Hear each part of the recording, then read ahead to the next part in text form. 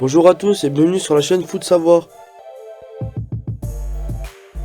Cette vidéo est sponsorisée par Audible, numéro 1 des applications de livres audio et de création audio. Si cela vous intéresse, restez jusqu'à la fin de la vidéo pour en savoir plus. Le 21 juin, nous entrons dans la saison qui pour de nombreux Français est synonyme de vacances, l'été. En effet, si certains d'entre vous sont condamnés à rester au bureau durant les 2 plus beaux mois de l'année, d'autres auront la chance de faire leur bagage pour oublier la pression du quotidien. L'espace de quelques jours, voire même quelques semaines. Pour ceux d'entre vous qui ont décidé de partir explorer des contrées lointaines, l'avion sera le mode de transport préféré. Bien plus rapide que le train ou encore la voiture, l'avion possède tout de même quelques inconvénients, dont celui du retard. En effet, depuis plusieurs années, les avions affichent de plus en plus de retard et cela ne devrait pas s'arranger avec le temps. C'est à cause d'un manque de moyens humains que les avions ont de plus en plus de mal à respecter les timings prévus, surtout dans le domaine des contrôles aériens. Voici les autres raisons classiques des retards. L'attente des clients. De nombreuses compagnies se montrent très clémentes avec leurs passagers en retard. Il suffit de 5 minutes d'attente par vol pour se retrouver avec quelques heures de retard en fin de journée. Ceci explique cela.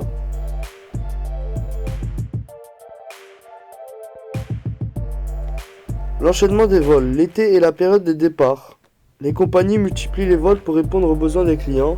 Seul bémol, entre chaque vol, un avion doit subir de nombreux contrôles.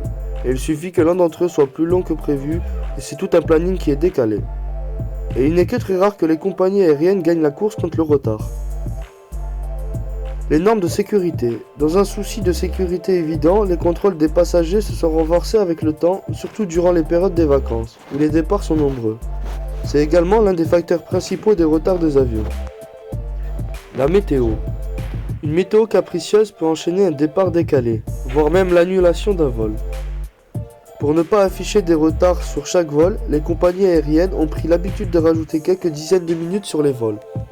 Comme ça, même si le départ est légèrement décalé, vous arriverez tout de même à l'heure inscrite sur votre billet, et vous n'aurez pas la sensation d'avoir décollé ni atterri en retard. Merci d'avoir visionné cette vidéo jusqu'à la fin. Si tu as soif de savoir, de connaissances et que tu vas apprendre tout en te divertissant, les plus de 400 000 livres et enregistrements audibles sur tout sujet confondu sont faits pour que tu puisses t'instruire et suivre tes activités en même temps. Si tu es intéressé ou que tu veux simplement soutenir notre chaîne, je t'invite à cliquer sur le lien en description et à prendre ta période d'essai gratuite pendant un mois. N'oublie pas de t'abonner à la chaîne et de laisser un like si tu as appris des choses ou que tu as aimé nos explications, ainsi qu'activer la cloche pour être tenu au courant de nos prochaines sorties de vidéos.